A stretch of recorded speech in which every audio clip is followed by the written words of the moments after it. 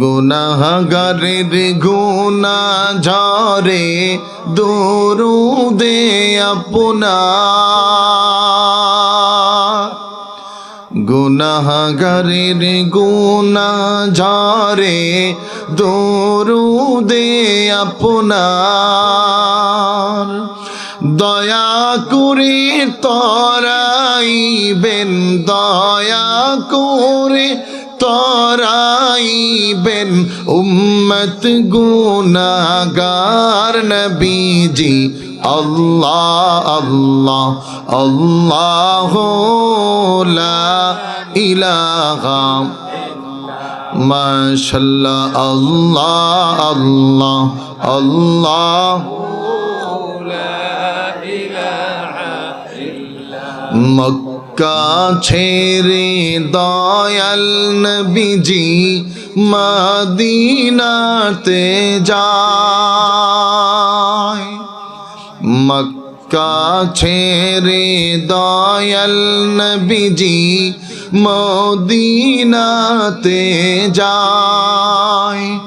মায়ের দেশের জন্নাহ নবীজি, মায়ের দেশের জন্নাহ নবীজি ফিরে ফিরে চায় নবীজি।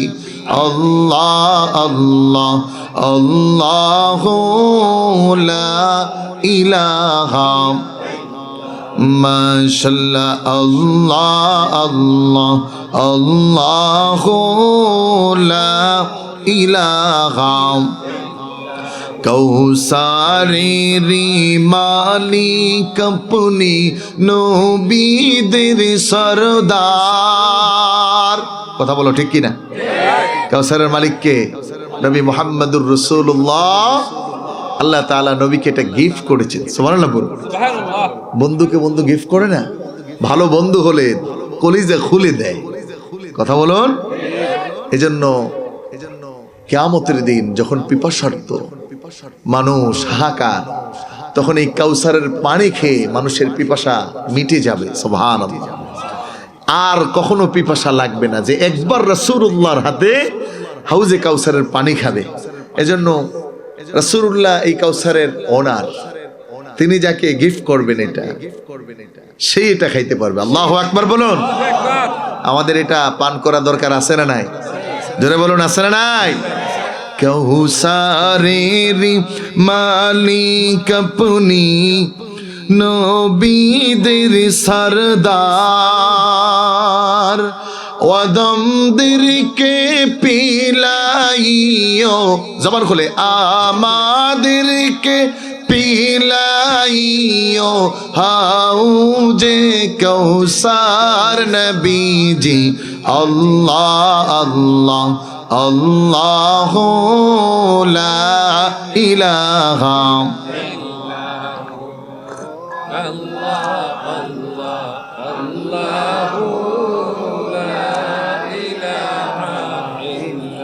লা ইলাহা ইল্লাল্লাহু মুহাম্মাদুর রাসূলুল্লাহ। জোরে জোরে পড়ুন সাল্লাল্লাহু আলাইহি ওয়াসাল্লাম। ইসলামী সংস্কৃতি এবং তাহযীব এবং তামাদ্দুন, আস-সাকাফা ওয়াল হাজারা, the more than important in our life, এটা খুব জরুরি বিষয়। আজকে এই জন্য আমার 1 ঘন্টার আলোচনা এটা থাকবে যুবকদের উপর, সমাজ পরিবর্তন এবং ইসলামের বিজয়কে সুনিশ্চিত করতে আগামী প্রজন্মের যুবকদের অগ্রগণ্য ভূমিকা পালন করতে হবে। এই যুবকরাই যদি এখন পথহারা হয়ে যায়, বিদেশি আর ভিনদেশীদের চক্রান্তে তাদের মোহে পড়ে তাদের কৃষ্টি এবং কালচারে তারা নিমজ্জিত হয়ে যায়, তাহলে আগামী দিনের ভবিষ্যৎ বড় অন্ধকার। কথা বলুন। এজন্য মরহুম মাগফুর আইনুদ্দিন আল আজাদ বলতেন, সকাল বেলা পান্তা খেয়ে বৈশাখীর ওই দিনে, বিকেলে আবার উঠছো মেতে ইংলিশ হিন্দি গানে। সকাল বেলা পান্তা খেয়ে বৈশাখীর ওই দিনে, বিকেলে আবার উঠছো মেতে ইংলিশ হিন্দি গানে। নিজেদের সব ভুলে গিয়ে আজ ভিনদেশীদের গান।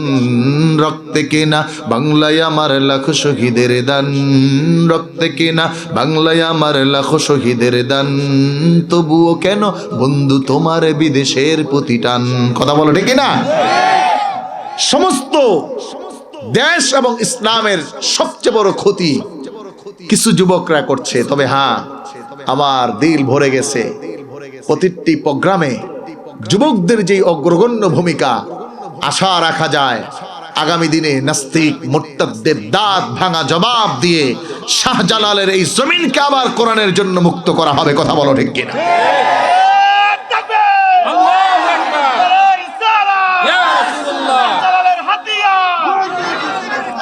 আমার ভাইরা, আলোচনার শুরুতেই স্পষ্ট করতে চাই, বাংলার জমিনে আজ যুবকদের চরিত্র হরণে ভিনদেশীদের পা চাটা গোলাম এদেশের নাস্তিক্য চিন্তা চেতনার মানুষগুলো বিভিন্ন নামে, বিভিন্ন দলে, বিভিন্ন ভাষায় এদেশের চরিত্র হরণে ইসলাম এবং ঈমানকে চিরতরে ডুবানোর জন্য চক্রান্ত যারা করছ, মনে রাখবে শাহজালাল, শাহপরান, শাহ মাকদুম, খানজাহান আলী, শরীয়তপুর, সরসিনা, সোনাকান্দা, ফুলতলি এদেশের হক্কানি পীর মাশায়েখদের পূর্ণ ভূমিতে তোদের আস্থানা কাটতে দেওয়া হবে না। কথা বলো ঠিক কিনা?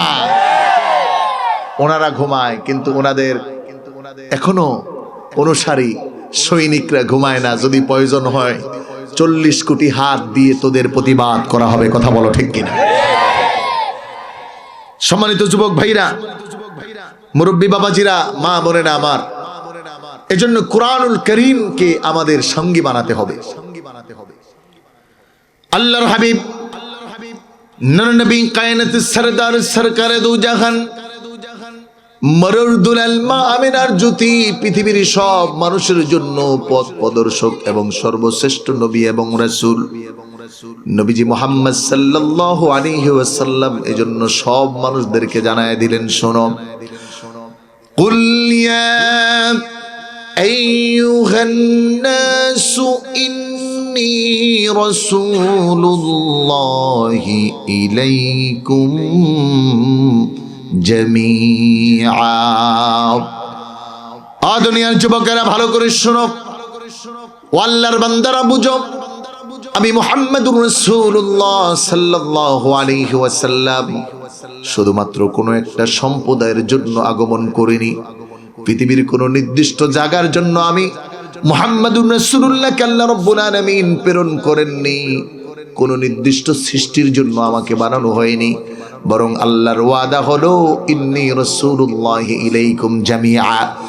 একমাত্র আল্লাহ রাব্বুল আলামিন ব্যতীত পৃথিবীর যত মাখলুকাত আছে, পৃথিবীর যত রাজত্ব আছে, পৃথিবীর যত জায়গা আছে, পৃথিবীর যত আস্থাবল আছে, পৃথিবীর সব মাখলুকাত সব কিছুর জন্য একজন আদর্শবান ব্যক্তিকে আল্লাহ প্রেরণ করলেন। তিনি আর কেউ নয়, তিনি হলেন মুহাম্মাদুর রাসূলুল্লাহ সাল্লাল্লাহু আলাইহি ওয়াসাল্লাম।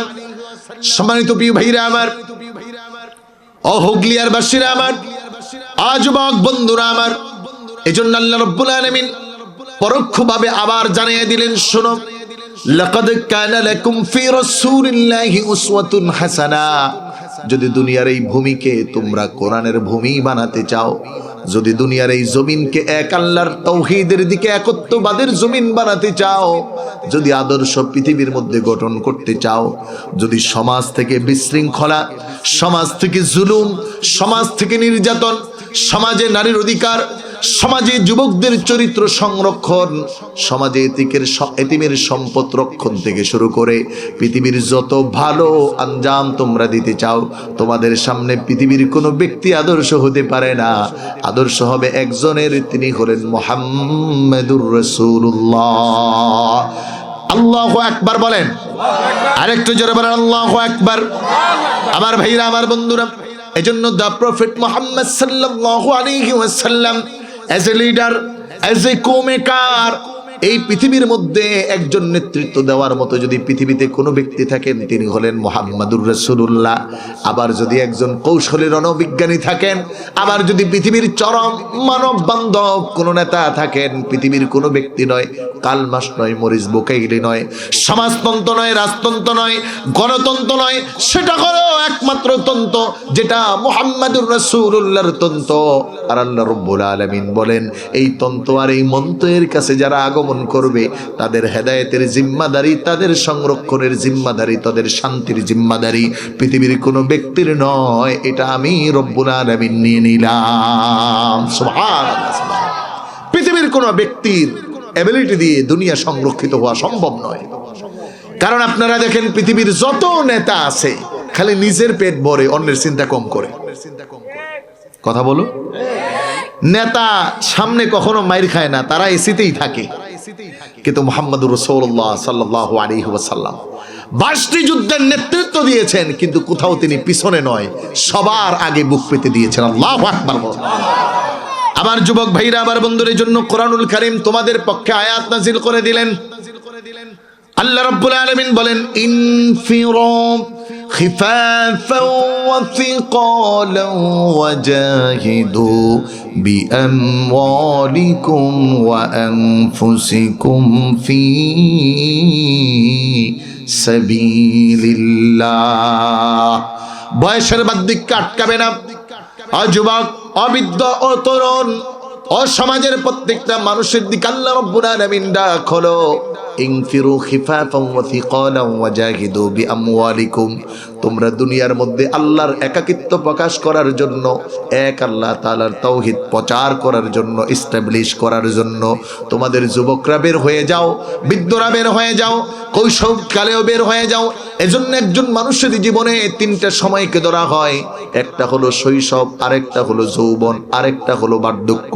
এই তিনটা সময়ের মধ্যে আল্লাহর কাছে সবচেয়ে প্রিয় সময় হলো যৌবনকালের সময়, সবচেয়ে প্রিয় সময়, যেটার ব্যাপারে রাসূলুল্লাহ সাল্লাল্লাহু আলাইহি ওয়াসাল্লাম বলেন এটা আল্লাহর কাছে এত প্রিয় যে যৌবনে যদি কোনো যুবক আল্লাহকে খুশি করে, তাহলে বার্ধক্যের সময় না পারলেও আল্লাহ রাব্বুল আলামিন তার আমলনামায় যৌবনের সওয়াবের যে আমাল ছিল এটা লিখতে থাকে। সুবহানাল্লাহ। এই জীবনটা আপনার আমার মতো চলে না, চালানো যাবে না। এই জীবনের একটা হিসাব আল্লাহ রাব্বুল আলামিনের কাছে দিতে হবে। কারণ এই মানুষের তিনটা সময়ের মধ্যে শুধু একটা জীবন পাওয়া যায়, দুনিয়ার জীবন। কিন্তু কোরআনুল কারীমের ব্যাখ্যায় বোঝা যায় একজন মানুষের জন্য 5টি জীবনকে আল্লাহ নির্ধারণ করেছেন। কয়টা? জোরে বলেন কয়টা? 5টা। এই 5টি জীবনের হিসাব যদি না মিলে তাহলে আল্লাহ বলেন সাবধান, ইল্লা ওয়া আনতুম মুসলিমুন। কবরে আসিস না, কিন্তু কবর মামুর বাড়িও না, নানার বাড়িও না, দাদার বাড়িও নাকি? আপনাদের কারো এরকম চিন্তা আছে? আমাদের দেশের যারা চুরি করে তারা মনে করে কবরে যাইও, নাইলে সিস্টেম করে ফেলবো না। চাইল চোর, ডাইল চোর, তেল চোর আছে না নাই? জোরে বলতে হবে, আছে না নাই? জনগণের অর্থ মেরে মেরে যারা ভুরি বাড়িয়েছ আর বেগম পাড়ায় বাড়ি করেছ, মনে রাখতে হবে পৃথিবীর আদালতে বিচার না হলেও আল্লাহর আদালতে তোদের বিচার হবেই হবে। কথা বলো ঠিক? আজকে শরীফ ওসমান হাদিকে মেরে দিছে, খুনিকে খুঁজে পায় না, সার্চলাইট লাগেও পায় না। আমার মনে হয় ওনারা ঘুমায়, তাই না? আল্লাহু আকবার। আমরা 5টি হায়াতের উপর মুখতাসার কথা বলবো। যুবকরা মনে রাখতে হবে রাসূলুল্লাহ বলেছেন তোমার এই যৌবনকে কাজে লাগাও। এখন এই যৌবনটা আমার হায়াতে জিন্দেগির মধ্যে, তাহলে বাকি 4টি হায়াত কি এটা যদি একটু হিসাব করি তাহলে আমাদের জীবনের হিসাব মিলে যাবে। আমার ভাইরা, আমার বন্ধুরা, এই জন্য হায়াতকে গনিমত মনে করা। কোরআন বলে মানুষ যেন এটা মনে না করি, আহাসিবান নাসু আইয়ুতরাকু আইয়াকুলু আমান্না ওয়া হুম লা ইফতানুন। বলেন আল্লাহু আকবার। আল্লাহ রাব্বুল আলামিন জানায় মানুষ এটা ভাবার কোনো সুযোগ নাই। আহাসিবান নাস, মানুষ এটা মনে করবে আইয়ুতরাকু আইয়াকুলু আমান্না, দুনিয়ার জিন্দিগিতে শুধু ঈমান মুসলমানের ঘরে জন্ম নিয়েছে, এটা দিয়ে পরকালে মাপ পাবে, বরং লা ইফতানুন, তাদেরকে ছাড় দেওয়া হবে না। আমার ভাইরা, আমার বন্ধুরা, 5টি হায়াত। 1 নাম্বার হায়াত ছিল রূহের জগতে। পৃথিবীর কোনো মানুষ আপনাকে এই হায়াতের সাথে সম্পৃক্ততায় রাখার সুযোগ হয়নি, আপনার কোনো সাহায্যকারীও ছিল না, কেউ চাইলেও আপনাকে সাহায্য করার ক্ষমতা ছিল না। ওই রূহের জগতে আপনার আমার সাথে একজনই ছিলেন, তিনি আর কেউ নয়, জবান খুলে আওয়াজ করে বলেন তিনি কে? আরেকটু জোরে বলেন কে? আল্লাহ। হায়াতে রূহের জগৎ আল্লাহ তাআলা পছন্দ করে আমাদেরকে চুজ করছেন, বানাইছেন। ওই জগতের মধ্যে আল্লাহ রাব্বুল আলামিন আমাদের থেকে ওয়াদা নিলেন। কোরআনুল কারীম প্রমাণ। রব সব পৃথিবীর যত অত্তর আত্মা আছে সব নফসকে একত্র করে বললেন, আলাস্তু বিরাব্বিকুম ক্বালু বালা, আমি কি তোমাদের প্রভু নই? সব মানুষগুলো এক বাক্যে বলেছিলাম, অবশ্যই আপনি আমাদের প্রভু। আর রব্বুল আলামিন, আপনি ছাড়া কোনো ইলাহ নাই। আল্লাহ রব্বুল আলামিন পরক্ষণে আরেকটা ওয়াদা নিলেন। কোরআনুল কারীমের মধ্যে আল্লাহ রব্বুল আলামিন জানায় দেয়, ও দুনিয়ার মানুষ শোনো, আমি আরেকটা ওয়াদা তোমাদের থেকে নিতেছি। দুনিয়ার জগতের মধ্যে যারা পয়গম্বর, তাদের থেকে আলাদা করে ওয়াদা নিলে সব মানুষের কাছে মেসেজ পৌঁছে দেয়। কোরআনুল কারীম বলে, ওয়াইদ আখাযাল্লাহু মিসাকান নাবিয়্যিনা লামা আতাইতুকুম মিন কিতাবিন ওয়া হিকমাহ সুম্মা জাআকুম রাসূলুম মুসাদ্দিকান লিমা মাআকুম লাতু'মিনুন্না বিহি ওয়া লাতানসুরুন। সব নবীদের থেকে আল্লাহ ওয়াদা নিলেন, আমার একজন পয়গম্বর আমি প্রেরণ করব, তোমরা ওয়াদা দিয়ে যাও, তার উপর ঈমান আনবে এবং তাকে সাহায্য করবে। এজন্য প্রত্যেক নবী রাসূলের একটা দায়িত্ব ছিল, আমাদের নবীর ব্যাপারে খবর দেওয়া। ওই রূহের জগতে আল্লাহ ছাড়া কেউ আমাদের সাহায্যকারী ছিল না, আল্লাহ রাব্বুল আলামিন ছাড়া কেউ আমাদের বাঁচানেওয়ালা ছিল না। আমরা তার সাহায্যের মধ্যেই ছিলাম, আমরা তার অনুগত ছিলাম, আমরা তার পক্ষেই বলেছি। রূহের জগৎ সমাপ্ত হলো। আল্লাহ রাব্বুল আলামিন দুনিয়ায় বাবা মার মাধ্যমে আমাদেরকে মায়ের পেটের মধ্যে একটা হায়াত দান করলেন। 10 মাস 10 দিন। কয়দিন? জোরে বলেন কয়দিন? জোরে বলেন তো। মায়ের গর্ভে আমাদেরকে বড় করছেন কে? পালন করছেন কে? আরেকটু জোরে বলেন না, আওয়াজ হয় না, জোরে বলুন। খুব ভালো করে খেয়াল করুন প্রিয় যুবক ভাইরা আমার, বৃদ্ধ বাবাজিরা আমার, মা বোনেরা, আল্লাহ রাব্বুল আলামিন কোরআনুল কারীমের মধ্যে জানায়, ওয়াল্লাহু আনজালা মিনাস সামাই মাআ। ও আমার বান্দারা শোনো, ওই আকাশ থেকে আমি রব্বুল আলামিন পানি বর্ষণ করেছিলাম, অনুর্বর জমিকে উর্বর করে জমিনে ফসল আমি উৎপন্ন করেছিলাম। জবান খুলে বলুন তো, এই যে জমিনের মধ্যে ধান হয়, ফসল হয়, গম হয়, চাল হয়, ডাল হয়, মুগ হয়, ভেন্ডি হয়, সবজি হয়, ফুলকপি হয়, সিম হয়, সব কিছু কে তৈরি করে? আওয়াজ হয় নাই, আর একটু জোরে বলতে হবে। আবার ভাইরা আমার বন্ধুরা, আল্লাহ রাব্বুল আলামিন জানায়, ফাখরাজা বিহি মা, এই জমিনের উপর আমি আল্লাহ রাব্বুল আলামিন পানি বর্ষণ করেছিলাম। ওই পানির মাধ্যমে জমিন থেকে সব উৎপন্ন করলাম, খাবারের ব্যবস্থা করলাম। তবে বান্দা, এই খাবারটা কোনটা হালাল কোনটা হারাম এটা আবার বর্ণনা করে দিলাম। এই খাবারের পরে বাবার শরীরের মধ্যে রক্ত উৎপন্ন হয়েছে। এই রক্ত উৎপন্ন করার মেশিন আমাদেরকে যিনি দান করেছেন তিনি কে? যদি একবার ডাক্তার বলে রক্ত উৎপন্ন হয় না, তাহলে সারাদিন রক্ত ঢুকায় আর বাঁচানোর কোনো সুযোগ? যদি বলুন কে দেয়? কে? আল্লাহ। সম্মানিত ভাইরা আমার, সংক্ষিপ্তভাবে আমি তাফসীরটা আপনাদেরকে বুঝাতে চাই। আল্লাহ রাব্বুল আলামিন জানায়, শোনো, ওই মায়ের গর্ভে আমি তোমার জন্য সিলেকশন পাওয়ার প্যানেল শুরু করলাম। এই রক্ত থেকে 80 ফোঁটা রক্তের মাধ্যমে 1 ফোঁটা নাপাক পানি বানালাম। এই নাপাক পানির মধ্যে তোমার মতো আব্দুর রহিম, আব্দুল করিম, আব্দুল জব্বার, জামিল হুসাইনের মতো একজন আর দুইজন ছিল না। বান্দারে ও তো এই এক ফোঁটা নাপাক পানির মধ্যে তোমার মতো 20 কোটি জামিলকে আমি আল্লাহ রেখেছিলাম। এই 20 কোটির মধ্যে সবাইকে আমি পছন্দ করি নাই, আমি রব্বুল আলামিন সিলেকশন তোমাকে করেছিলাম। আল্লাহু আকবার বলেন। ও বান্দা, একটু চিন্তা করে দেখো, মায়ের গর্ভে যখন তুমি পদার্পণ করলে ওই জায়গায় তোমাকে বাঁচানোর মতো কেউ ছিল না। আজকের বিজ্ঞান প্রমাণ করে মায়ের গর্ভে যখন একটা সন্তান আল্লাহ রব্বুল আলামিনের কৃপা এবং মেহেরবানিতে কনসেপ্ট করা হয়, 3টা স্তরে এই সন্তানটা বড় হতে থাকে। প্রথম স্তরটার মধ্যে শুধু নাপাক পানি থেকে যায়, দ্বিতীয় স্তরটার মধ্যে রক্তপিণ্ড হয়ে যায়, তৃতীয় স্তরের মধ্যে মানুষের অবয়বকে আল্লাহ রব্বুল আলামিন দেয়। নাক কেমন হবে, চোখ কেমন হবে, জবান কেমন হবে, পুরুটা কেমন হবে, নাকটা একটু কাটা থাকবে কিনা, সৌন্দর্য কতটুকু দেওয়া হবে, বুখারীর হাদিস প্রমাণ করে একজন ফেরেশতা আল্লাহ নিযুক্ত করে দেয়। আল্লাহ রব্বুল আলামিন এবার ডাক দিয়ে বান্দাকে জানায় দেয়, বান্দারে ফি যুলুমাতিন সালাস, জগতের কোনো মানুষ তোমাকে ওই সময় দেখে নাই। মায়ের গর্ভে 3টা স্তরে অন্ধকারচ্ছন্ন জীবন ব্যবস্থা, 10 মাস 10 দিন আমি আল্লাহ রাব্বুল আলামিন তোকে লালন পালন করেছি।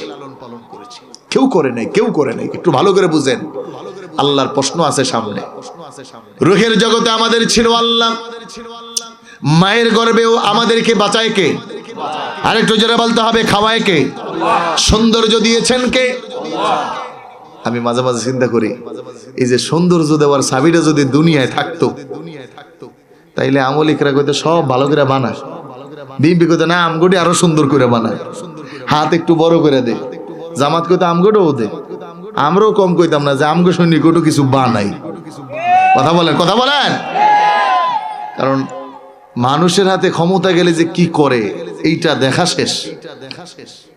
স্বাধীনতার পর থেকে খালি দেখতেছি গ্যাসের দাম কমে না বাড়ে? কথা কয় না, জোরে কন। তাহলে এতদিন নাইলে ঝামেলা হয়েছে, এখন বাড়ে কেন? তার মানে হলো রাবণ গিয়ে দাঁড়ায় ওই চেয়ারে বসলে এটা আর মানুষ থাকে না, অমানুষে পরিণত হয়। কথা বলো ঠিক। আমাদের দেশের গ্যাস আরেক জায়গায় ফ্রিতে যায়, আর আমরা টাকা দিয়েও কিনা পাই না। 2600 টাকা উঠছে ঢাকাতে। আপনার এখানে কত? 2000 পর্যন্ত গেছে। চিন্তা করতে পারেন? মানুষ বড় বেহুশ, একবারও চিন্তা করে না। আরে পেট পূজারীরা টাকা অর্থ এত কিছু করলা, কার জন্য করলা?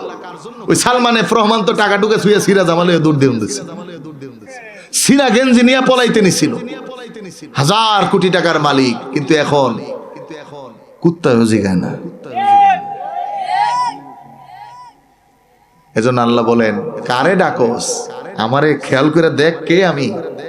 মায়ের গর্ভে কেউ তোর পাশে ছিল না, বাবা মা চাইলেও তোকে ভালো রাখার সুযোগ ছিল না। ওই সময় আমি রব্বুল আলামিন আমার নিয়ামত, আমার কুদরত, আমার মাধ্যমে তোকে আমি বাঁচাইছি। ও বান্দা, তোর মুখটাকে নাপাক বানাই নাই, তোর মুখটাকে নাপাক বানাই নাই, মায়ের রেহেমের রক্তগুলো তোর নাভি দিয়ে ঢুকাইয়া তোরে বাঁচাইছি। আর এখন জমিনে আইসা আমারে চিনস না? আজান হয় তুই আমারে কস টাটা আল্লাহ, পরে আমুনে। কথা বলেন, আছে না নাই? আরো জোরে কোন আছে না নাই? হুজুর সময় নাই।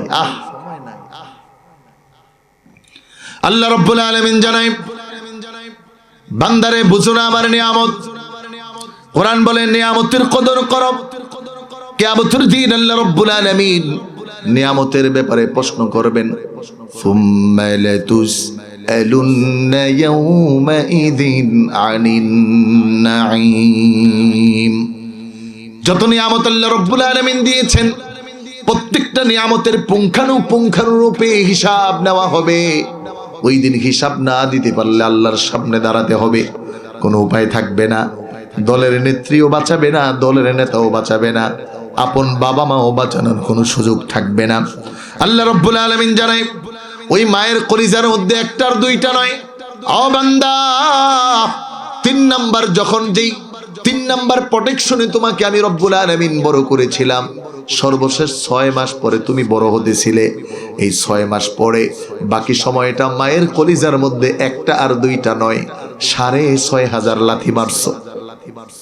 কত লাথি, জোরে কোন। বিজ্ঞান বলে কোন সন্তান পৃথিবীতে আসার আগে মিনিমাম এটা মারে। মা একবারের জন্য বলেন আল্লাহ এত কষ্ট হচ্ছে, আমার সন্তানটা আমাকে কষ্ট দিচ্ছে, আমার সন্তানটাকে মেরে দাও।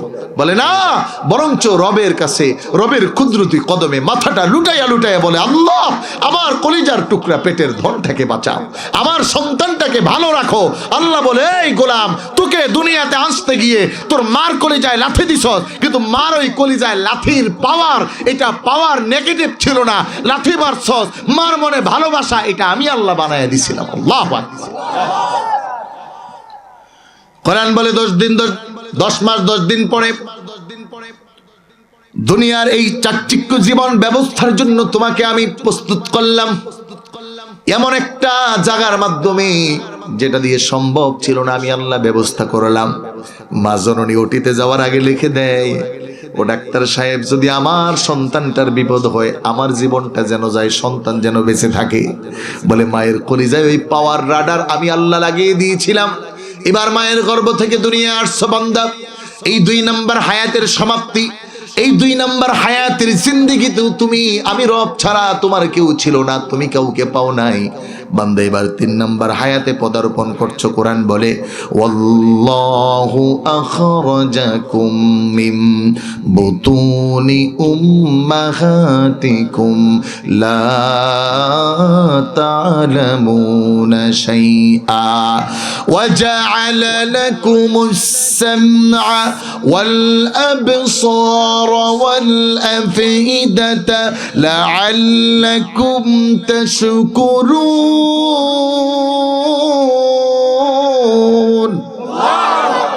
আল্লাহ রাব্বুল আলামিন জানায় বান্দা 3 নম্বর হায়াত হলো দুনিয়ার হায়াত, যেই দুনিয়ার হায়াতের জিন্দেগিতে একজন বান্দার শৈশব পায়, একজন বান্দা যৌবন পায়, আরেকজন বান্দা তার বার্ধক্য পেয়ে যায়।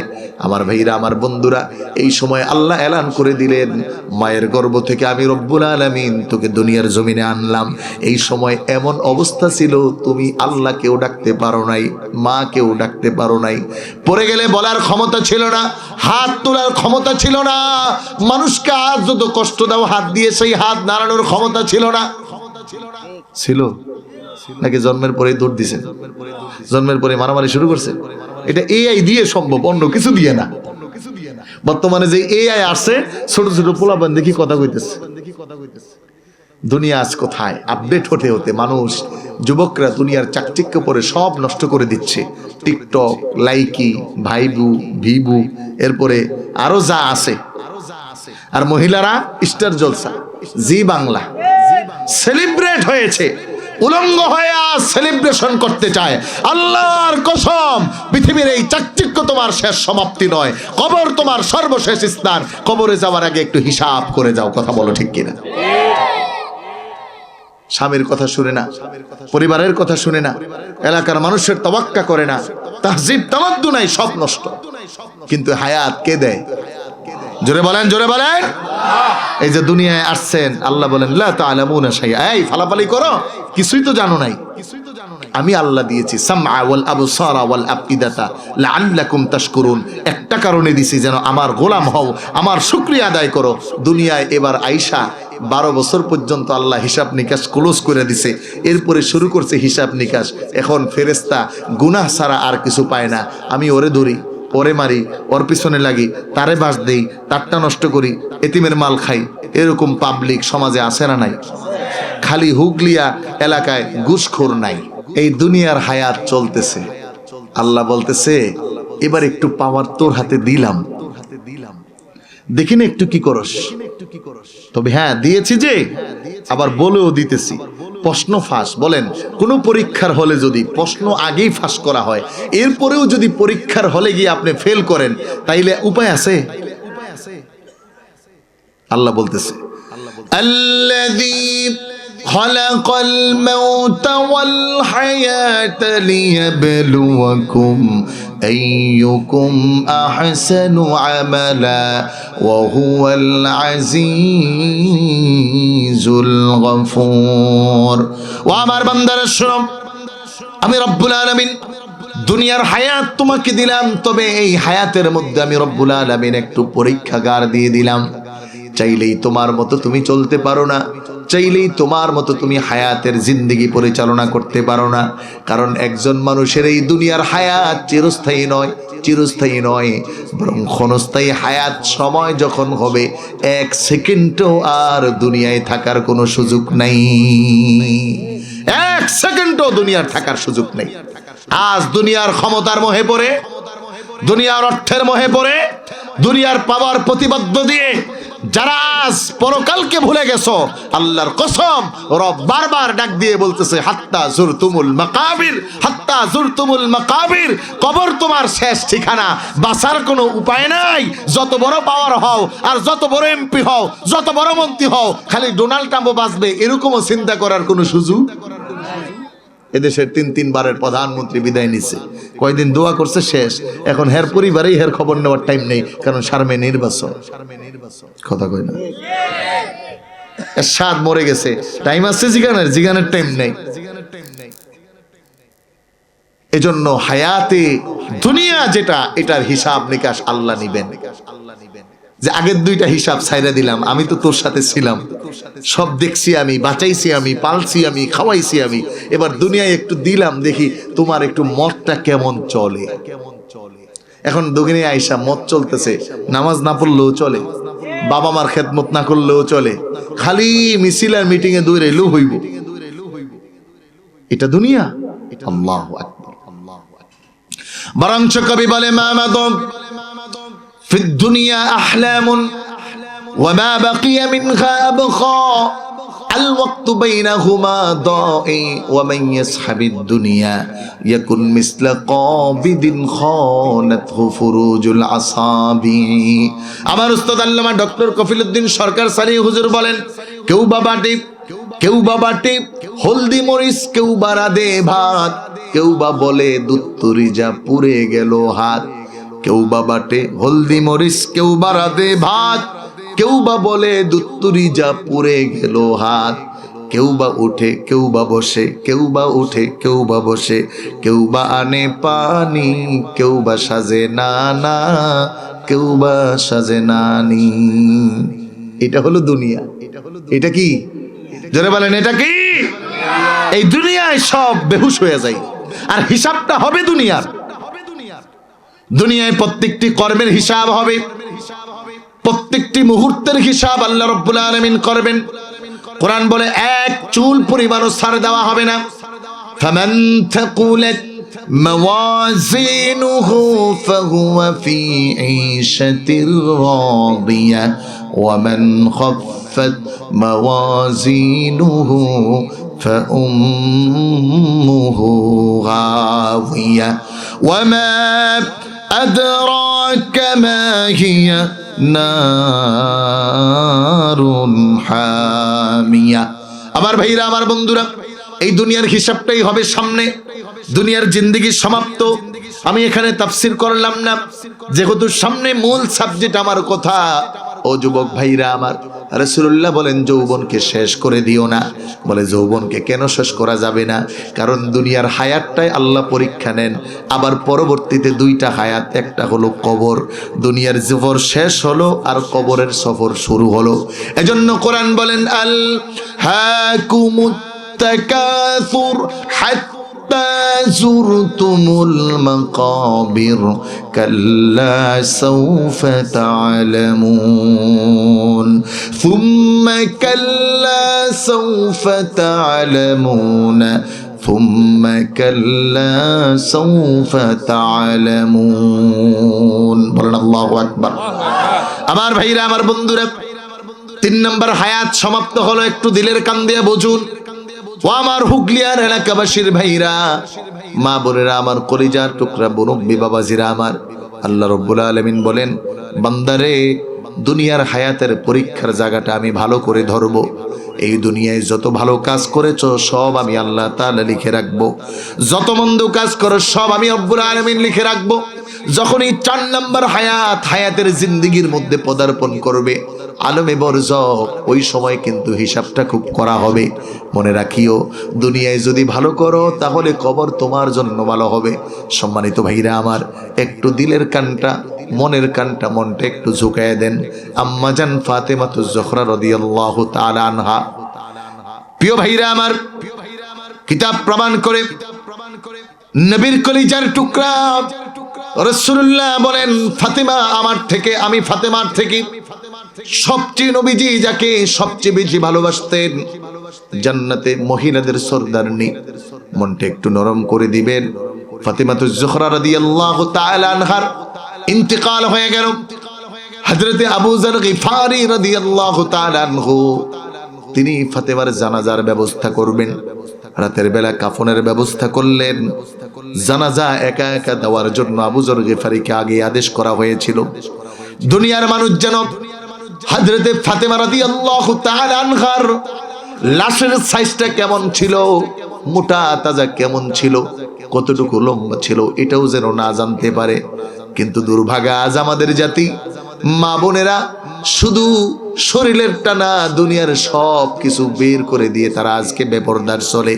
এরকম সমাজের মধ্যে মা বোন আছে না নাই? স্বামীর কথা শুনে না, বাবার কথা শুনে না। আমি প্রায় বলি, এবার চলছে ম্যাডাম ভেকটা লইয়া পেটটা ঝুলাইয়া, চলছে ম্যাডাম ভেকটা লইয়া পেটটা ঝুলাইয়া, তোরা দেখ দেখ দেখ রে চাহিয়া, ঘরের নারী পর রাস্তায় নামছে পর্দা সারিয়া। কথা বলো ঠিক কিনা? পর্দা করতে ভালো লাগে না। স্বামীর বলে, তুমি আর কি বুঝো, আধুনিক বুঝো না। আর ওনাদেরকে দোকানদাররা তসবি টোপে, আল্লাহ দু একজন মহিলা এলে সবিতা হয়। শ্রীমঙ্গলের কাপড়ের দোকানদাররা গনে, আল্লাহ দু একজন মহিলা পাঠান, সারা দিনের যা বেচা বিক্রি আছে সব একবারে করে। যাওয়ার পরে বলে, ভাবি কেমন আছেন, অনেকদিন পরে আসলেন। কথা কয় ভাবি, কয় আরে ভাই ভালো আছেন, এত সুন্দর একটা হাসি জীবনেও জামাই সামনে দেয় না। কথা বলে না? যারা বলে আছে নাই, সমাজ বিনষ্ট। নারীদের উলঙ্গ আর বেহায়াপনার জন্য যুব সমাজকে দায়ী করা হয়, বলা হয় তারা কেন প্রিজিং করে। আমার বড় কষ্ট লাগে। আপনাদের এলাকায় তেঁতুল আছে? ঘুমাইতেছে? বিরিয়ানি খাইতে, আখনি খাইতে যারা এখনো আসেন নাই তাড়াতাড়ি আসেন। তেঁতুল আছে না? গাছে তেঁতুল পাকছে, জিহ্বায় পানি আইছেনি? কথা কয় না? যার আসে নাই তার সমস্যা আছে, ডাক্তার দেখাইবা। কারণ সৃষ্টিগতভাবে আল্লাহ তেঁতুলের মধ্যে এমন কিছু রাখছে, এটা বললেই জিহ্বায় পানি আসবো। আর যদি না আসে তাইলে বুঝো নাই, মানে তার ফিজিক্যাল সমস্যা আছে, বিয়া শাদীর উপযুক্ত না আর কি, বাংলায় বুঝা নিয়েন। এই তেঁতুল গাছে পাকছে, পাকা তেঁতুল গাছ থেকে নামাইয়া পোড়ামরিচ, পোড়ামরিচ খান না? সিলেটি মানুষ তো খুব মজা করে খায়। এই পোড়ামরিচ দিয়া ধনিয়া পাতা সহ তেঁতুল ভর্তা করছে, আমার পুরো ভিজে গেছে। এই তেঁতুল ভর্তা একটা বাটিতে নিয়া, তেঁতুল ভর্তার মাঝখানে একটা লাঠি দিয়া, লাঠির এখানে প্লাগ লাগাইছে, লাগাইয়া লেখা রাখছে, এই তেঁতুল ভর্তা দেখে যদি কারো জিহ্বায় পানি আসে তাহলে তার 1 বছরের কারাদণ্ড। কি লেখছে? মুন্না এখনো বুঝে নাই, টের পায় নাই। কি লেখছে? তেঁতুল ভর্তার মাঝখানে একটা লাঠি দিয়া, একটা লাঠি দাঁড় করে লেখছে, তেঁতুল ভর্তা দেখে যদি কারো মুখে পানি আসে তাহলে 1 বছরের জীবন বন্ধ করবো। কথা কয় না? বন্ধ করা যাইব নি? কথা কয় না? কারণ তেঁতুলের নাম উঠলেই তো পানি হয়, আর যদি ভর্তাও হয়। আজ সমাজে আমাদের যুবকদেরকে দোষ দেওয়া হচ্ছে প্রিজিং করে। তার আগে দীপ্ত কণ্ঠে বলতে চাই, ওই স্টার জলসার জি বাংলার সুবাদে বাংলার নারীরা তাদের পোশাকের পরিচ্ছদ ভুলে গেছে। অবৈধ বেহায়াপনা পোশাক পরার কারণে শারীরিক দৃষ্টি অবনত করা যায় না। যুবকদের সামনে কিয়ামত পর্যন্ত যদি তুমি খোলামেলা পোশাক পইরা বলো, ও যুবকরা ইপ্রিজিং করা যাবে না, তাহলে কোশ্চিন কালেও ওই তেঁতুল ভর্তা দেখে যেমন পক্ষে পানি আনার নিষেধ করার 1 বছর কারাদণ্ড হয়, এরকম খোলামেলা নারীদেরকে দেখে যুবকদের চরিত্র রক্ষা করা সম্ভব হয় না। বলো ঠিক কিনা? এজন্য আমাদের দেশে সুশীল সমাজ আছে দেখবেন, শাহবাগী, তাসলিমা নাসরিনের দোসর ওরা। তারা বলে আমরা যেমন খুশি তেমন চলবো। তো জামা কাপড় খুইলে চল, নাগর সেকাটা তো। কিন্তু আমরাও জানি কলা সোলার পরে দাম আছে, কথা বলে না। কলা কলা যখন ছিলে এটা দাম আছে, ওটার মধ্যে মাছি পরে থু ফিরে দিলেও খামু না। কথা বলা ঠিক কিনা? এজন্য যতদিন পর্যন্ত রাষ্ট্রীয়ভাবে পর্দার বিধান কায়েম না হবে ততদিন পর্যন্ত আমার যুবকদের দোষ দিয়ে কোনো লাভ হয় না, বলে ঠিক কিনা? যুবকদের সামনে আপনি খোলামেলা চইলা আবার একটু চুল আবার একটু মেকআপ করে আবার দেখে ঠিক আছে কিনা। টিকটকের মধ্যে আসো পরিচয় হই, খবিসের ঘরের খবিস আছে না নাই? জোরে বলো আছে না নাই? এজন্য আগে আপনার চরিত্র ঠিক করেন। আপনি পোশাক পরিচ্ছেদ, কোরআনুল কারীম বলছে ঢিলা ঢালা পোশাক পরো, আর ইনশাআল্লাহ বোরকা অর্ডার দেয় আরেকটু সাপান যায়নি দেখেন। এটা দিয়ে যুবকদের চরিত্র নষ্ট হচ্ছে, কথা বলো ঠিক কিনা? যুবকরা বলো ঠিক কিনা? আমাদের যুবকরাই আমাদের মা বোনদের পাহারাদার হবে। আমি গ্যারান্টি দিতে পারি আপনারা আপনাদের পোশাকের পবিত্রতা রক্ষা করুন, একটা যুবক আপনাকে প্রিজিং করবে না, কথা বলো ঠিক কিনা? এখন আর এই কথা বলার কেউ নাই, এগুলো বলে না, আমাদেরকে আধুনিক বানায়, বলে আধুনিক হয়েছে। একদিন দেখি এক ছেলের প্যান্ট ছিঁড়া, কি তা আমি বললাম কি রে তোর প্যান্ট ছিঁড়া কে, টাকা টুকা নাই? কয় না হুজুর এটা স্টাইল। স্টাইল করতে করতে এখন পিছনে সব দেখা যায়, আছে না নাই? কোন মতে ইমাম সাহেব ওরে নামাজ পড়াইতে আছে, সেজদা দিছে আর পিছন দিক দিয়ে ইনশাআল্লাহ। কে রে ভাই এটা আবার কোন স্টাইল? দুনিয়ায় পাইছো, কিন্তু দুনিয়ার পরিচয় কি জানো? আরে এই দুনিয়ার চাকচিক্য, দুনিয়ার কোন সুন্দরী সৌন্দর্য নিয়ে যেতে পারে নাই, দুনিয়ার কোন অহংকারী অহংকার নিয়ে কবরে যেতে পারে নাই, দুনিয়ার কোন বড় লোক টাকা নিয়ে কবরে যাইতে পারে নাই, দুনিয়ার কোন ক্ষমতাবান ক্ষমতা নিয়ে কবরে যাইতে পারে নাই। রব ডেকে ডেকে বলে হাত্তা জুরতুমুল মাকাবির, এই সব কিছু দুমড়ে মুচড়ে যাবে। আজ টিকটকার লাইকি করতেছ, ওই যে আমাদের দেশের প্রাক্তন যারা নায়িকা ছিল ওদের দিকে তাকায় দেখো, এখন মানুষের সেপও দেয় না। এখন যদি এই জায়গায় কেউ রে কই পরিমনির বিয়া করবি না, একটাও রাজি হইতো না। কি রাজি নি কেউ করবি? পরিমনির বিয়া করার মতো আছে কিছু? বিয়া হইতে হইতে আর কি তা করতে ভাই। এই জন্য দুনিয়ার হায়াতটাকেই যেন গনিমত মনে না করি ভাই। গনিমত যদি দুনিয়ার হায়াতকে মনে না করা যায় তাহলে বড় বিপদ। এজন্য কবির ভাষায় কবি বলেন দুনিয়ার জন্য পাগল হয়েও না। যেই দুনিয়ার জন্য তুমি পাগল হয়ে যাচ্ছ এই দুনিয়া তোমাকে বলবে টাটা বাই বাই, আর তোমার সাথে নাই। এজন্য যুবকরাও খুব মহাব্বত করে দুনিয়ায় ভালোবাসে। আহারে যুবক, ভালোবাসার এক নম্বর অর্থ হইল তোমার বাবার পকেটের টাকা হাও ভাঙা ফেলানো। ভালোবাসার এক নম্বর অর্থ কি? বাবার পকেটের টাকা অযথা বিনষ্ট করা ছাড়া আর কোনো কিছু। জোরে বলো কিছু। কারণ এদেশে টাকা যতদিন আছে ভালোবাসা, জোরে বলো ভালোবাসা। আর যখন তোমার টাটা নাই বলে টাটা বাই বাই। এজন্য এই দুনিয়ায় যেন পাগল না হয়ে যাই, দুনিয়ার হায়াতের হিসাবটা যেন গোছাই। এরকম হাজার যুবক আমরা মাঝে মাঝে আমার খুব আফসোস, আপনাদের খারাপ লাগতেছে? মাঝে মাঝে আমার খুব আফসোস লাগে, কতগুলো বলদ যুবক আছে ফাঁসিতে ঝুলছে। কেন? লিখে গেলাম আমি সকিনার প্রেমে পাগল ছিলাম, সকিনা আমাকে সেকা দিয়েছে, এজন্য গলায় রশি দিলাম। কিরে বলদের ঘরে বলো, সকিনার লিগে তুই গলায় রশি দেস আর কিছু পাইলি না? এই দেশে কি সকিনার অভাব? তোর জীবনের কোনো মায়া তোর কাছে নাই। এজন্য রাসূল বলেন শাবাবাকা ক্বাবলা হারামিক, তোমার যৌবনকে বার্ধক্য আসার আগে গনিমত মনে করো। একজন বৃদ্ধ বাবারে জিজ্ঞাসা করেন, চাইলেও আর এখন রাত্রে উঠে নামাজ পড়তে পারে না, চাইলেও আর প্রতিদিন 5 ওয়াক্ত নামাজ জামাতে আদায় করতে পারে না, চাইলেও এখন আর আগের মতো শক্তি সামর্থ্য দিয়ে দৌড়াতে পারে না, কোথাও চাইলেও আর আগের মতো কিছু করতে পারে না। এখন বসা থেকে উঠতে গিয়ে 5 ভাঙা দিতে হয়, পড়ে যায়, লড়ে যায়, ধইরা উঠাইতে হয়, আছে না নাই? আর ওইটা তো বার্ধক্যের কথা। দুনিয়া। যদি খালি একবার টয়লেটের সাথে সম্পর্ক বাড়ে তাহলে টকবক পালোয়ান কয় গেছি মর বসছি। আজ আমরা সেই দুনিয়ার জন্য পাগল, কিন্তু আল্লাহ বলে না। আল্লাহর হাবিব বলেন, শোনো, হায়াতাকা ক্বাবলা মাউতিক। ওয়া আমার উম্মতেরা, দুনিয়ার এই হায়াতের পরে একজন বান্দার যে হায়াত শুরু হয়ে যায়, এই হায়াতটা বড় তার জীবনের জন্য দামি। কারণ দুনিয়ার হায়াতটা হলো পরীক্ষা। আগের দুইটা হায়াতের সময় আল্লাহর অনুগ্রহ সম্পূর্ণ পেয়েছ, কিন্তু দুনিয়ার এই পরীক্ষার পরে কবরের হায়াতে অনুগ্রহ আসবে যদি তোমার দুনিয়ার হায়াত ভালো হয়ে যায়।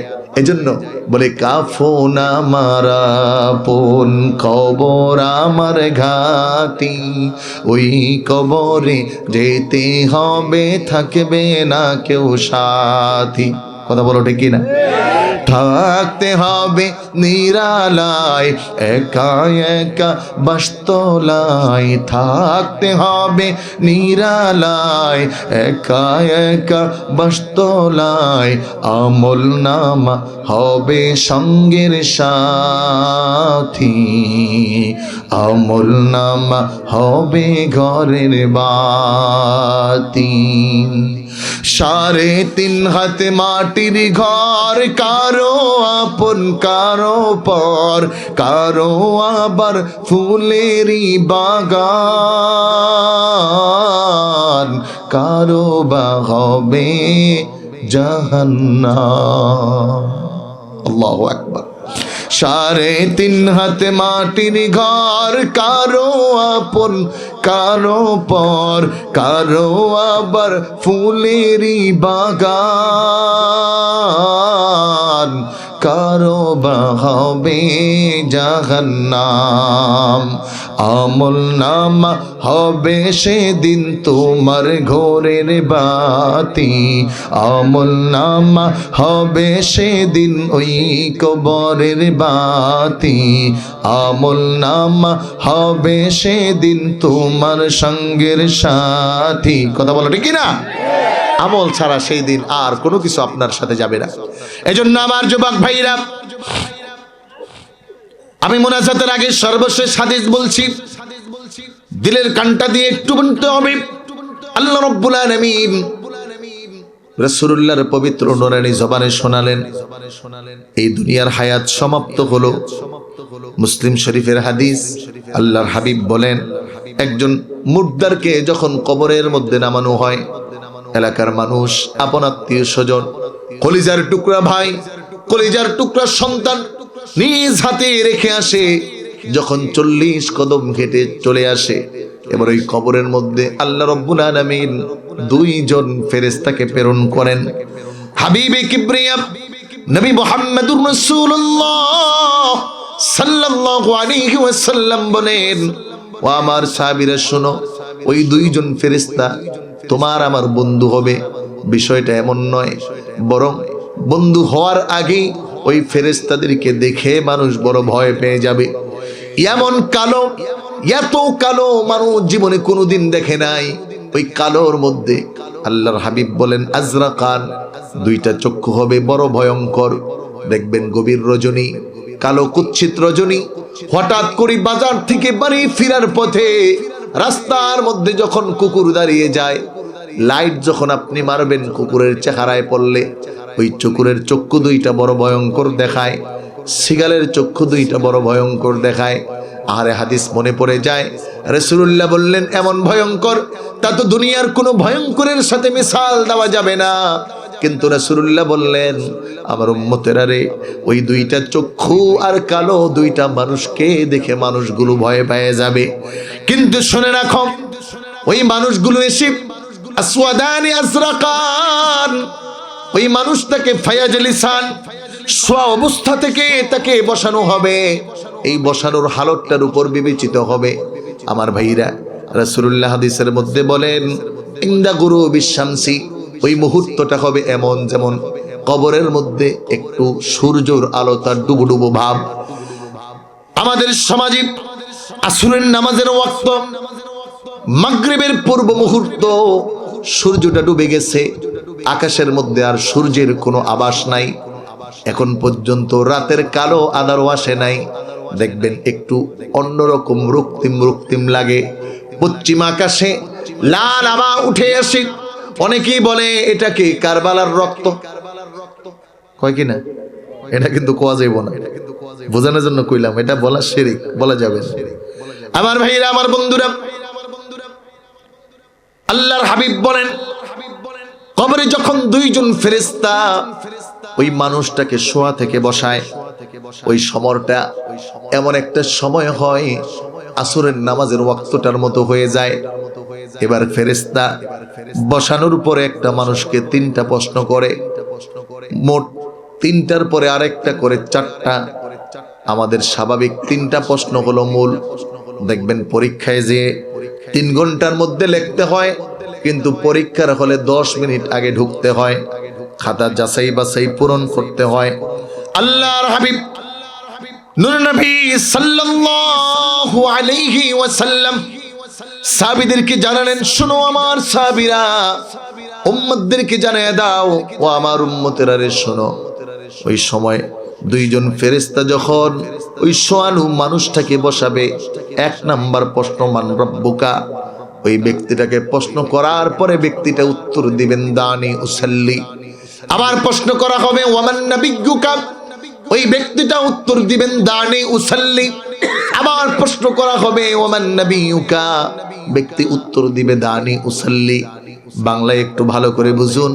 1 নম্বরে প্রশ্ন করলো তোমার রবকে, কবরের মানুষটা উত্তর দেয় আমাকে ছেড়ে দাও, আমার নামাজের সময় চলে যায়। আবার প্রশ্ন করা হলো তোমার নবী কি, ব্যক্তি বলে আমাকে ছেড়ে দাও,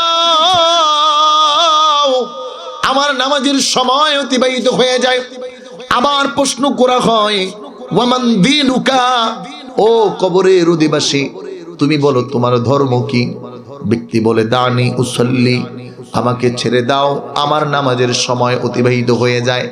3টা প্রশ্ন করা হলো, প্রত্যেকটা প্রশ্নের জবাব তিনি দিলেন আমার নামাজের সময় চলে যায়, আমাকে নামাজ পড়তে দাও।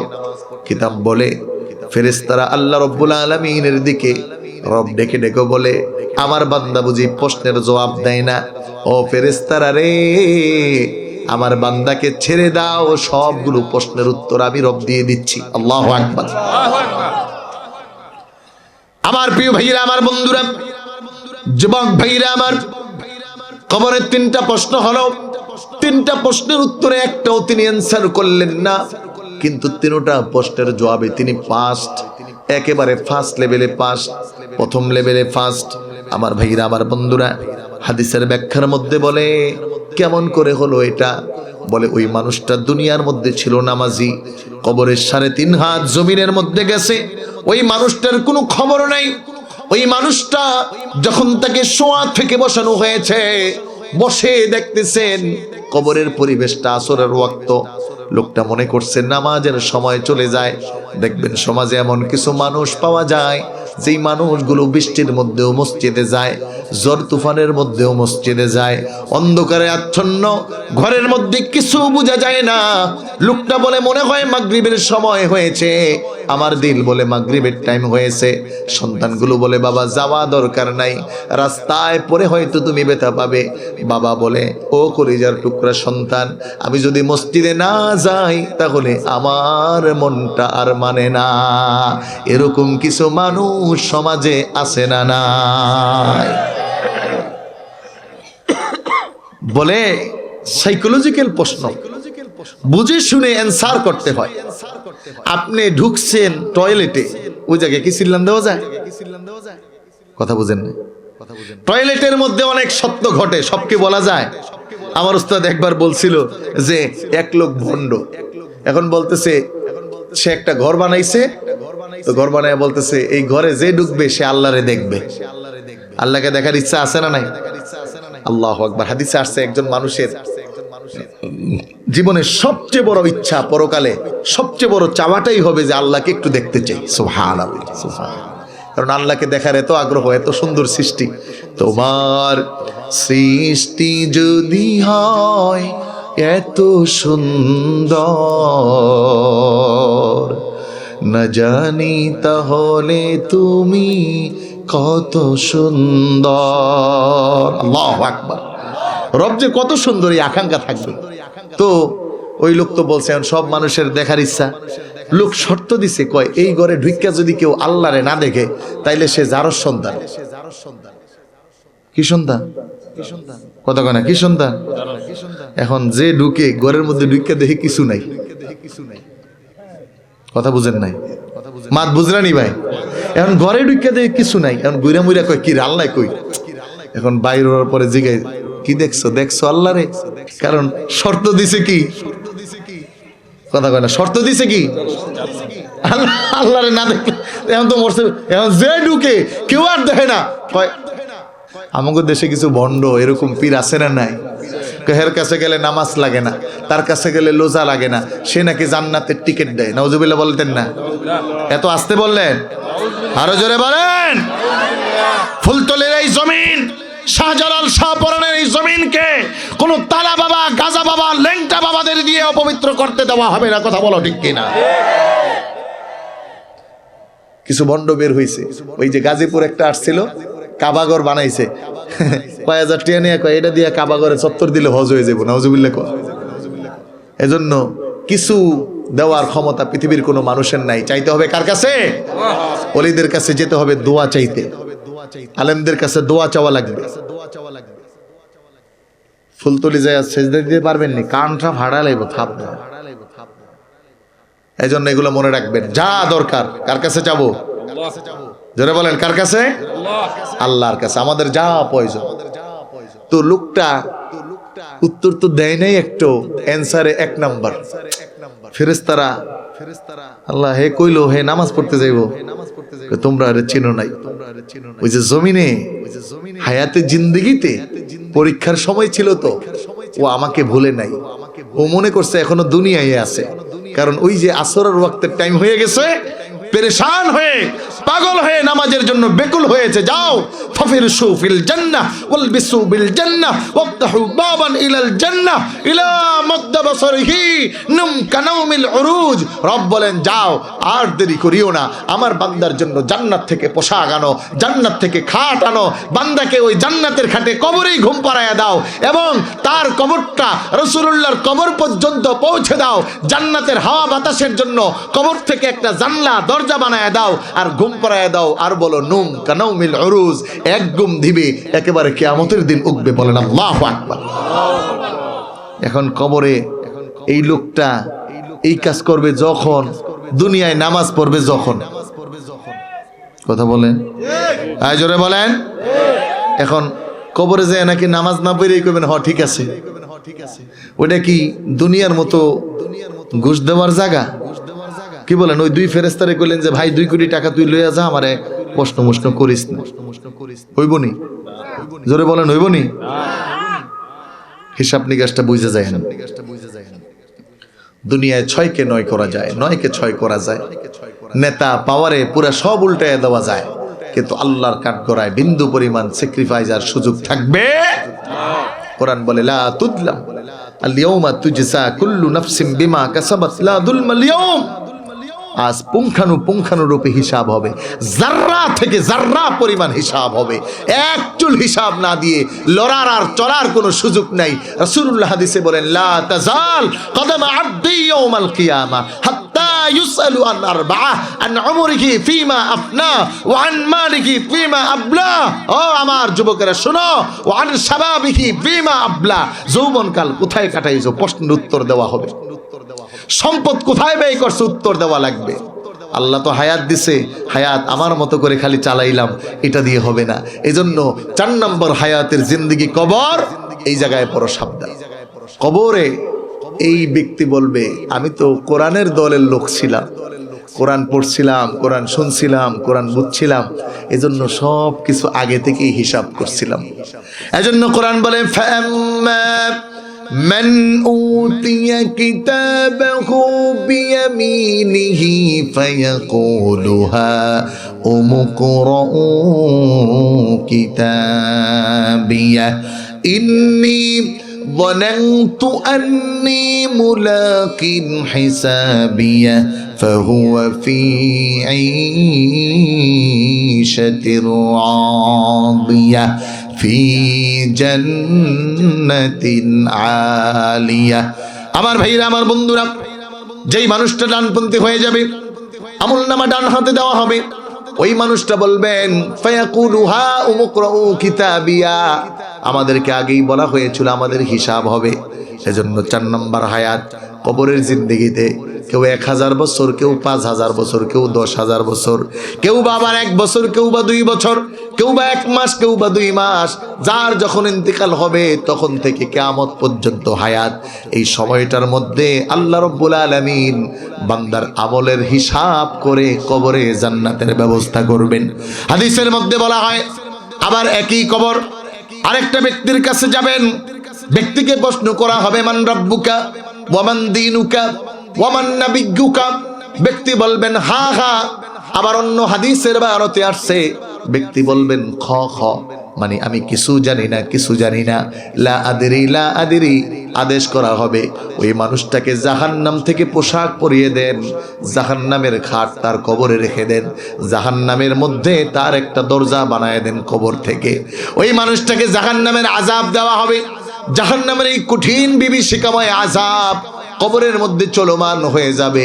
কিতাবের মধ্যে লেখে, আহারে ওই কবরে একটা সাপ হবে, একবার দংশন করলে 70 গজ পর্যন্ত মাটির নিচে চলে যাবে, কোনো উপায় থাকবে না, কোনো উপায় থাকবে না। হাদিসের মধ্যে আসছে আল্লাহু আকবার, যে এমন তানহাসুহু তিন্নিনান তালদাগুহু হাত্তা তাকুমুস সাআ, ওই সাপ যদি একবার দুনিয়ার উপরে তার নিঃশ্বাস ফালাইতো তাহলে দুনিয়ায় কোনোদিন সবুজ গাছ জন্মাতো না। নাউজুবিল্লাহ। কত বড় বিষাক্ত, কবরে বিচ্ছু হবে। আমার ভাইরা, এই কবরের জিন্দেগিকে সাজাতে হবে। এখন প্রশ্ন, ওই কবরে আল্লাহ বলতেছে আমি রুহের জগতে ছিলাম, মায়ের গর্ভে পালছি, দুনিয়ায় একটু টেস্ট মারছি, সুযোগ দিছি, এবার কবরে কিন্তু আমি তোমার সাথে নাই, তোমার আমল ভালো তো তোমার জিন্দেগি ভালো, এই পরীক্ষা শুরু, এই পরীক্ষা শুরু। তোমার আমল খারাপ তো তোমার জিন্দেগি খারাপ।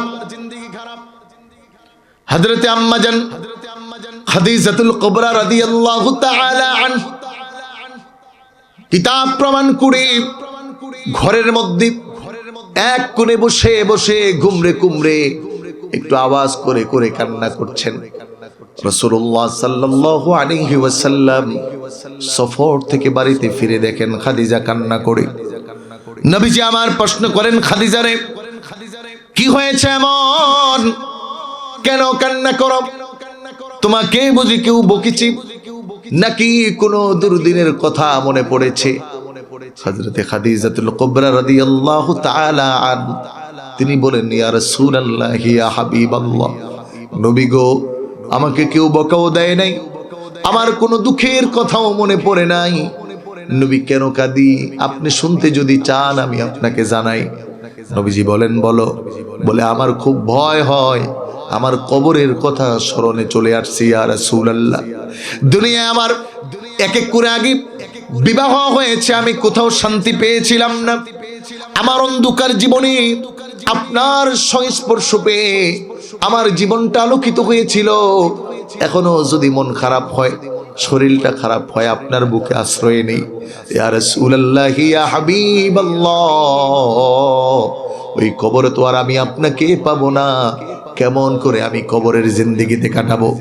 রাসূলুল্লাহ বলেন, থামো খাদিজা, আল্লাহর হাবিব মুহাম্মদুর রাসূলুল্লাহ সাল্লাল্লাহু আলাইহি ওয়াসাল্লাম বলার পরেও খাদিজার কান্না থামে না।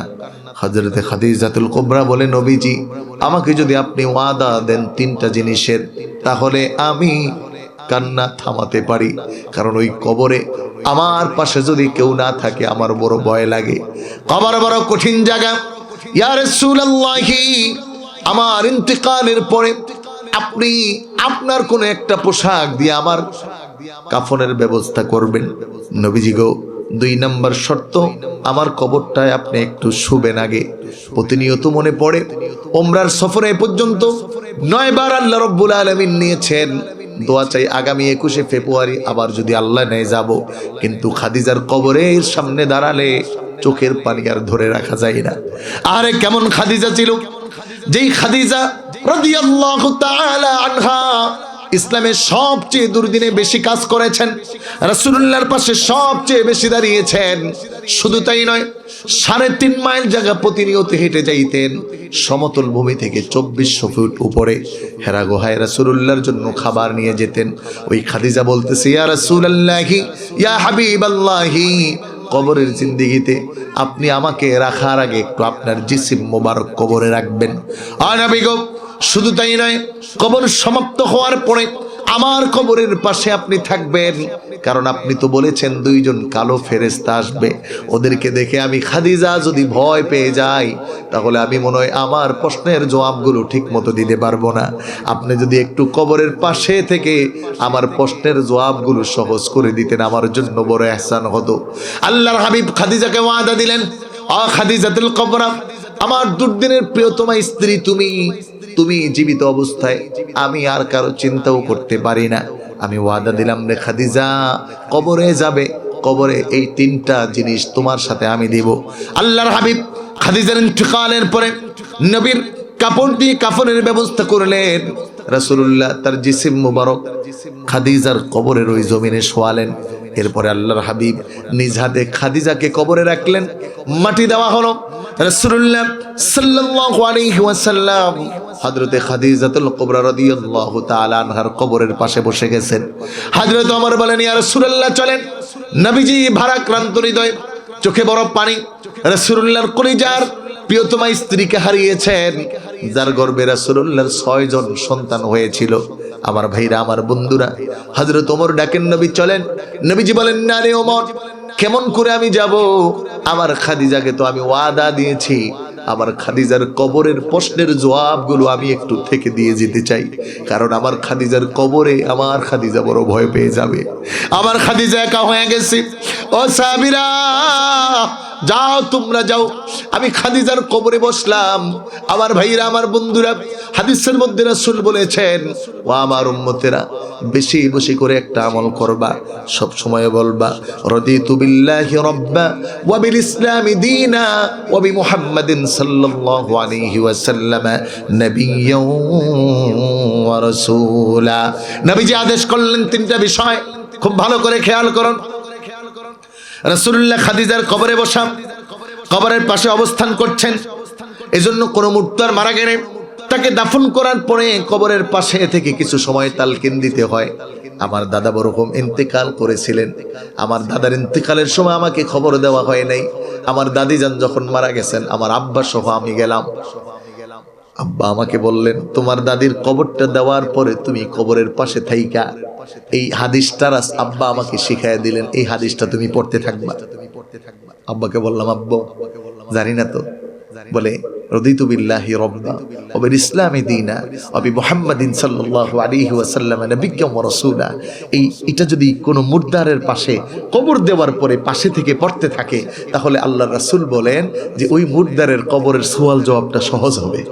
বহু দূরে মাদিনা, বলো কেমনে যাব জানি না। মদিনা যাইতে মন চাইনি ভাই? কার কার চাই? 2টা হাত উঁচু করে, জবান খুলে বলেন আল্লাহ। আওয়াজ হয় না? আরেকটু জোরে বলেন আল্লাহ। আমাদেরকে মক্কা মদিনার মুসাফির না বানিয়ে কবরে নিয়েন না। জবান খুলে বলেন আমিন। হাত নামিয়ে যারা পারেন আমার সাথে মোহাব্বতে বলুন, বহু দূরে মাদিনা, বলো কেমনে যাব জানি না। দয়াল আল্লাহ দয়া করো, সবাই জবান খুলে, দয়াল আল্লাহ আল্লাহ দয়া কর, দয়াল মাওলা দয়া কর, নসিব কর মদিনা, বলো লা ইলাহা লা ইলাহা লা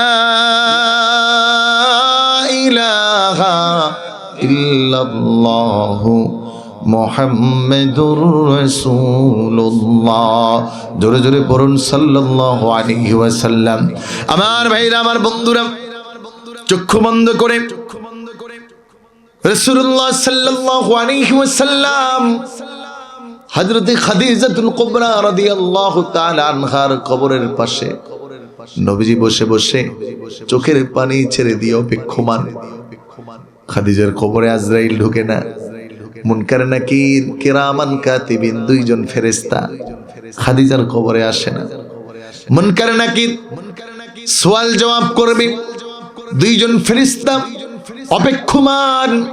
হযরত ওমর ফারুক রাদিয়াল্লাহু তাআলা আনহু সহ সবাই ফিরলেন। রাসূলুল্লাহ বসে আছেন, খাদিজা রাদিয়াল্লাহু তাআলা আনহার কবর।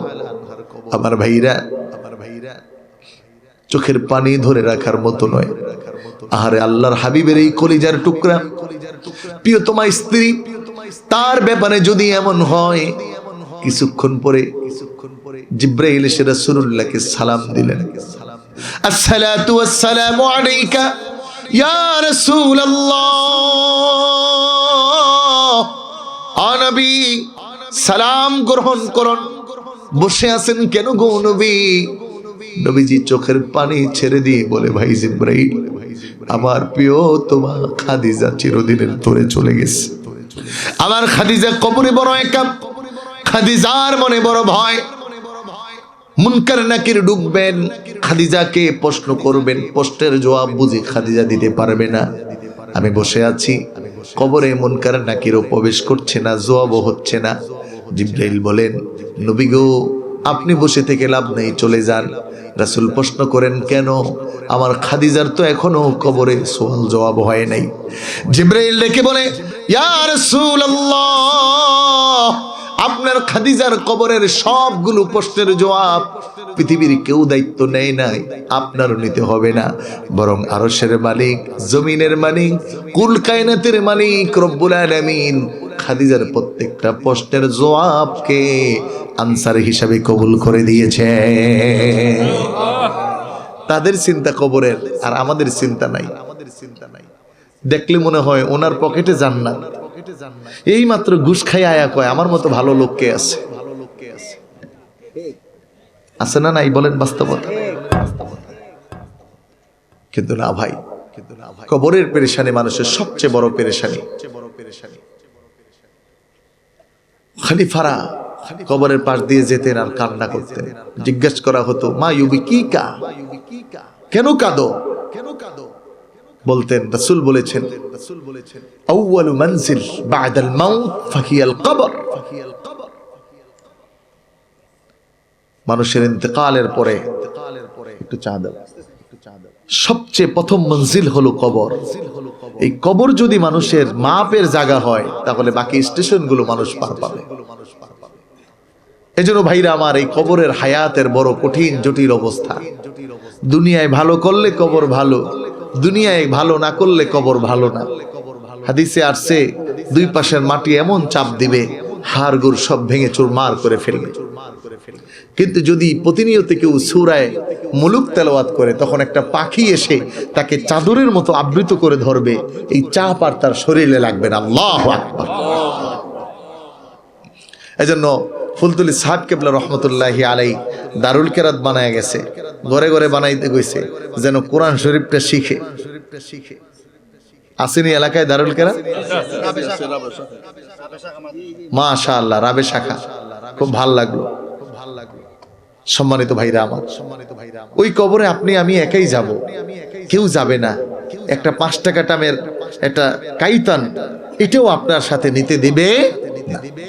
এজন্য ওই হায়াতটার ব্যাপারে ফিকির করা। রাসূল বললেন, হায়াতাকা ক্বাবলা মাউতিক, তোমার মরণের আগে হায়াতকে মূল্যায়ন করো। সর্বশেষ হায়াত আখিরাতের জিন্দেগি, হাসরের ময়দান পারে দিয়ে জান্নাতের জিন্দেগি।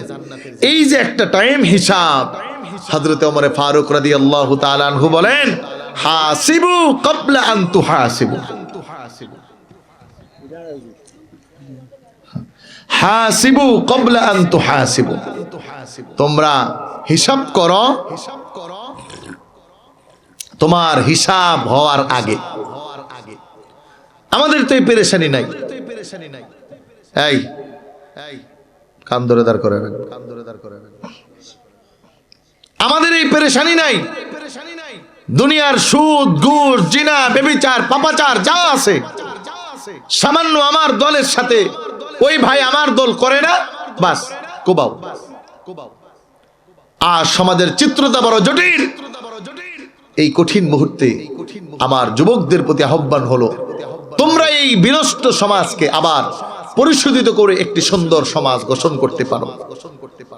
তোমাদের চরিত্রের সাধন, তোমাদের শিক্ষা, তোমাদের দক্ষতা, তোমাদের অভিজ্ঞতাই আগামী দিনের ইসলামের জন্য বড় প্রয়োজন। এজন্য সময়ের দাবি, সময়ের দাবি তুমি একজন যোগ্য সৈনিক হওয়া। হাজার যুবকদের চরিত্র আর যুবকদের জীবন নষ্ট হয়ে যাচ্ছে। গাঁজা খেতে খেতে শেষ, ফেন্সিডিল, মদ, ইয়াবা শেষ, খেতে খেতে জীবন। এজন্য প্রত্যেকটা যুবকের কাছে আমার বিনীত আহ্বান, যুবকদের পায়ে ধরে বলছি, সমাজের এই বিনির্মাণ তোমাদের মাধ্যমে আসতে হবে। কি যুবকরা পাওয়া যাবে না ইনশাআল্লাহ?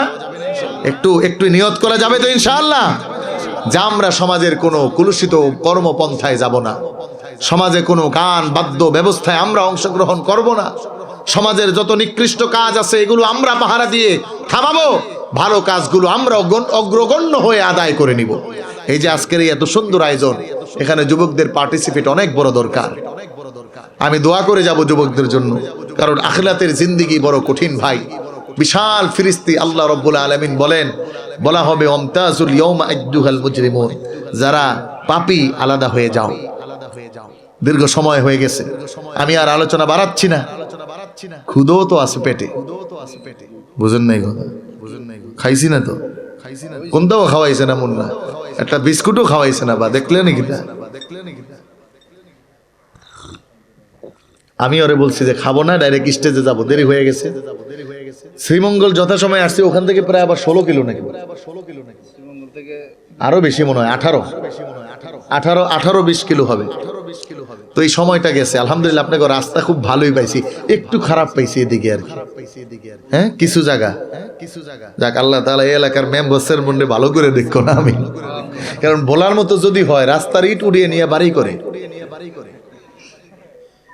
আগামীতে সামনে ইলেকশন আসতেছে না, যুবকদেরকে বলছি সাবধান। তোমার দল করে না বলে অন্য কারো উপর আক্রমণ করা যাবে না, অন্য কাউকে তোমার দলের বিরোধী হওয়ার কারণে আক্রমণ করা যাবে না। আল্লাহর কাছে এটার জবাবদিহিতা করা লাগবে। ভোটের আগের দিন রাত্রে 1500 টাকার নোট খাওয়া যাবে হারাম। তুমি যদি এটা না খাও তাহলে ওই মেম্বার আর চেয়ারম্যানের ঘাড় ধরে কাজ করাইতে পারবো। এজন্য এই সামনে সময়টা বড় জটিল। এরপরে আসতেছে রমজান, 12 তারিখে ভোট, 18 তারিখে রমজান। রমজানের প্রস্তুতি নেওয়া দরকার আছে না নাই? জোরে বলেন আছে না নাই? রমজানের আগে প্র্যাকটিক্যালি প্রস্তুতি রাসূল সাল্লাল্লাহু আলাইহি সাল্লাম দেখাতেন যে রমজানের আগে আমলকে পরিশোধন করো। কেমন করে? বলে রমজানের আগে রোজা রাখার প্র্যাকটিস করো। এজন্য রাসূলুল্লাহর আজীবনের সুন্নাহ ছিল সোমবারে এবং বৃহস্পতিবারে রাসূলুল্লাহ রোজা রাখতেন। মাসের 13, 14, 15 আরবি তারিখ 13, 14, 15 এই 3 দিন রাসূলুল্লাহ সাল্লাল্লাহু আলাইহি সাল্লাম রোজা রাখতেন। আইয়ামে 20 বলা হয়। এজন্য সোমবার এবং বৃহস্পতিবার মাসের 13, 14, 15 এভাবে করে রোজা রাখার প্র্যাকটিস করে করে আমাদেরকে আগামী রমজানকে সাজাতে হবে। রমজানের আগে ব্যবসা মজুত করে নয়, ব্যবসায়িকদেরকে সাজতে হবে কেমন করে আমি অর্থ মানুষের কাছ থেকে কম নিয়ে মানুষকে সেবা বেশি দিতে পারি। কিন্তু আমাদের দেশেই মনে হয় একমাত্র দেশ যেখানে রমজান আসলে জিনিসের দাম সবচেয়ে বেশি। হ্যাঁ কথা বলো। এজন্য ব্যবসায়িকরা প্রস্তুতি নিবে কেমন করে আমি মানুষকে সেবা দিব, আলেমরা প্রস্তুতি নিবে কেমন করে আমি মানুষকে ইলমে দ্বীনের শিক্ষা বেশি দিব। এই প্রস্তুতি যদি হয়, নামাজ ছাড়া যাবে না। সামনে তারাবি আছে, 5 ওয়াক্ত নামাজ পড়তে হবে। রমজানে সেহরি খাওয়ার সময় উঠে তাহাজ্জুদের নামাজ পড়তে হবে। এই প্র্যাকটিসগুলো এখন থেকেই শুরু করতে হবে। এজন্য এখন থেকেই নামাজের পাবন্দী হতে হবে, রোজার আমাল করতে হবে। সামনে আগামী রমজানকে যেন আমাদের ক্ষমার রমজান করা যায়। আগামীর রমজান যেন আমাদের জন্য আমাদের জীবনের মাইল ফলক হয়। এই প্রস্তুতি আমাদের এখনই গ্রহণ করতে হবে। পারবো না ইনশাআল্লাহ? সবাই আমরা চেষ্টা করব। যুবকদের কাছে এই কথাগুলো রেখে গেলাম। 5 নম্বর হায়াত, একেবারে বিচার ব্যবস্থার হায়াত। ওই দিন আল্লাহর সামনে দাঁড়াতে হবে, যা করছেন সব প্রকাশ হয়ে যাবে। কোরআন বলছে, ইকরা কিতাবাক কাফা বিনাফসিকাল ইয়াউমা আলাইকা হাসিবা। তোমার যা আছে তুমি নিজে পড়ো, কেউ পড়া লাগবে না। ওই দিন ধরা খেয়ে যাবো আল্লাহর সামনে। আর ধরা খাওয়ার পরে ফুলসিরাত পার হতে হবে, কেউ জান্নাতে আর কেউ জাহান্নামে। ওই দিন আমার রাসূলকে বড় প্রয়োজন হবে। রাসূলুল্লাহ জাহান্নাম থেকে একটা উম্মত পর্যন্ত না উঠিয়া নবী খুশি হবেন। আল্লাহু আকবার। আবার যদি কখনো সুযোগ হয় আমি এর উপর আলোচনা করব যে শুধু রাসূল সাল্লাল্লাহু আলাইহি ওয়াসাল্লাম ওই পরকালের জীবনে কতটা প্রয়োজন। আল্লাহ তাআলা আমাদেরকে আমাদের জীবন সুন্দরভাবে এই 5টি হায়াতকে বুঝে শুনে কাটানোর সুযোগ দেখ। আল্লাহর কাছে 2টা ভালো পাইলাম, আর বাকি 2টা আমার আমল দিয়ে হবে। এই জন্য দুনিয়ায় যেন আমার ভালো হয়। আর আমল ভালো হতে হলে আগামী 15 তারিখে ইসালে সোয়াবে যাওয়া লাগবে কি লাগবে না? যার যতটুকু সমর্থ আছে আমরা যাব। সকল হক্কানি পীর মাশায়েখের কাছে যাব, বিশেষ করে সিলেটের জমিনে। আল্লাহু আকবার। অবারিত খেদমত আমার সাহেব কেবলা ফুলতুল্লাহ রহমতুল্লাহি আলাইহি। আল্লাহ রব্বুল আলামিন মরহুম মকফুর সাহেব কেবলা ফুলতুল্লাহ রহমতুল্লাহি আলাইহির কবরের দরজাতকে বাড়িয়ে দিক, বলুন আমিন।